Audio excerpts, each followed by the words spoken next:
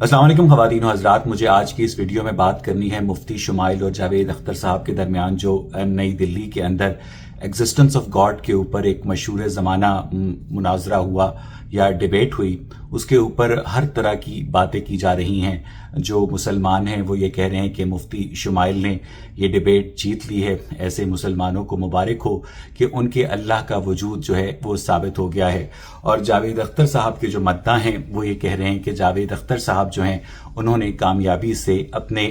नज़रिए को डिफेंड किया है।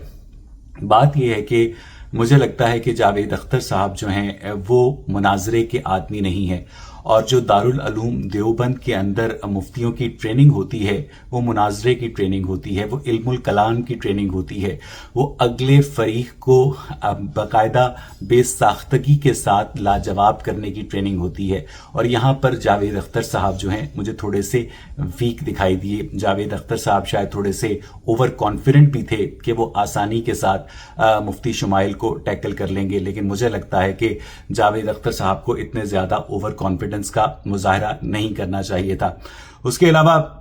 जैसा कि आप सब जानते हैं कि जावेद अख्तर साहब जो हैं वो एक लॉजिकल एथियस्ट हैं, लेकिन उनका कोई इस तरह से एक पर्टिकुलर साइंटिफिक बैकग्राउंड नहीं है। वो लिटरेचर के आदमी हैं, शायर हैं, अपील करते हैं इमोशंस को, इसलिए उनके पास एक जो बिग बैंग से लेकर आज तक जो एवोल्यूशन हुआ है यूनिवर्स का, या जो ह्यूमन एवोल्यूशन हुआ है, उसके ऊपर जावेद साहब जरा बात करने से कतराते हैं। जिस तरह से मुफ्ती शुमाइल साहब ने कंटिंजेंसी आर्ग्यूमेंट का इस्तेमाल किया, जिस तरह से उन्होंने खुदा को वाजिबुल वजूद करार दिया,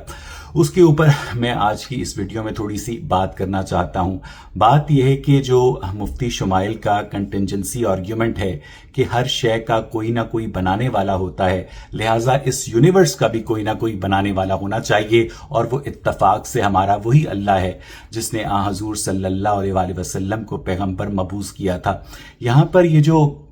मुफ्ती हजरात हैं चालाकी ये करते हैं कि ये एग्जिस्टेंस ऑफ गॉड पर बात करते हैं, ये एग्जिस्टेंस ऑफ अल्लाह पर बात नहीं करते। और अगर एग्जिस्टेंस ऑफ गॉड साबित हो जाए तो फौरन से कहते हैं कि ये हमारे वाला अल्लाह ही है, ये आप वाला भगवान नहीं है। इसीलिए इन मुफ्तियों से कहना चाहिए कि जब आप अपनी गुफ्तगू का आगाज ही बिस्मिल्लाहिर्रहमानिर्रहीम से करते हैं, शुरू करता हूं अल्लाह के पाक नाम से जो बहुत मेहरबान और रहम करने वाला है, इसका मतलब यह है कि आपके जहन में जो गॉड है, जो क्रिएटर है, वो उस अल्लाह के साथ इंटरचेंजेबल है। और इस तरह से ये जो मुफ्ती हजरात हैं ये इल्मी बददियानती का मुजाहरा करते हैं। अब जो इन्होंने कंटिंजेंसी आर्ग्यूमेंट पेश किया है मैं उस पर बात करना चाहता हूं। मुफ्ती शुमाइल साहब का जो कंटिंजेंसी आर्ग्यूमेंट है कि जनाब इस कायनात के अंदर हर शय का कोई ना कोई बनाने वाला होता है, लिहाजा इस कायनात को बनाने वाला हमारा क्रिएटर जो है वो टाइमलेस है, वो स्पेसलेस है, जो कि बेसिकली नथिंगनेस की डेफिनेशन होती है। तो अगर मुफ्ती शुमाइल के कंटिंजेंसी आर्ग्यूमेंट को तस्लीम किया जाए तो इस कंटिंजेंसी आर्ग्यूमेंट का जो स्टेप 2 है वो क्रिएशन ऑफ फिजिकल यूनिवर्स है, और जो स्टेप 1 है वो existence of non physical God है। तो ये कंटिंजेंसी आर्ग्यूमेंट मुफ्ती शुमाइल साहब का बिल्कुल ठीक साबित हो जाए अगर वो ये बताने में कामयाब हो जाएं कि स्टेप 1 के ऊपर जो उनका वाजिबुल वजूद गॉड है, जो नॉन फिजिकल और टाइमलेस और स्पेसलेस गॉड है, उसने स्टेप 2 के तहत इस फिजिकल यूनिवर्स को कैसे क्रिएट किया। अगर वो सिर्फ और सिर्फ इस स्टेप 1 से स्टेप 2 के दरमियान जो लीप ऑफ फेथ है उसका मुजाहरा किए बगैर लॉजिकली और साइंटिफिकली एक्सप्लेन कर दें कि स्टेप 1 के अंदर इनके ख्याल में जो मौजूद गॉड है, जो अल्लाह है, उसने इस फिजिकल यूनिवर्स को कैसे क्रिएट किया, तो इनका कंटिंजेंसी आर्ग्यूमेंट जो है दुरुस्त तस्लीम किया जा सकता है। बसूरत दीगर उस कंटिंजेंसी आर्ग्यूमेंट में आप स्टेप 1 के ऊपर पिंक पैंथर को भी बिठा सकते हैं, कैप्टन प्लैनेट को भी बिठा सकते हैं, भगवान को भी बिठा सकते हैं, किसी को भी बिठा सकते हैं, उससे कोई फर्क नहीं पड़ता। उसके बाद मुफ्ती शुमाइल साहब ने कहा कि जनाब एक जजीरे के ऊपर पिंक रंग की गेंद है, उस गेंद को आप इन्फ्लेट करते जाएं। बेसिकली ये सारा जो आर्ग्यूमेंट है ये फ्लॉड है, क्योंकि अगर आप इस फिजिकल यूनिवर्स यानी टाइम और स्पेस को ऐसे क्रिएटर से क्रिएट करवा रहे हैं जो टाइमलेस है, जो स्पेसलेस है, तो इसका मतलब यह है कि वो एग्जिस्ट नहीं करता। हालांकि मुफ्ती शुमाइल जिस कुरान मजीद को अल्लाह की किताब मानते हैं, उस कुरान मजीद के अंदर वाज़ेह तौर पर लिखा है कि आसमान और जमीन کی تخلیق سے پہلے، یعنی کائنات کی تخلیق سے پہلے خدا کا عرش جو ہے وہ پانی پر تھا۔ ان کا گاڈ جو ہے اس کے 2 دائیں ہاتھ ہیں، اس کا ایک عرش بھی ہے اور وہ پانی کے اوپر تیر بھی رہا ہے۔ حالانکہ جو پانی ہے وہ ہائیڈروجن اور آکسیجن سے مل کر بنا ہے، اور ہائیڈروجن اور آکسیجن جو ہے اس یونیورس کے کریٹ ہونے کے بعد سٹارز کی کور کے اندر پروڈیوس ہوتے ہیں۔ اب یہ جو بات ہے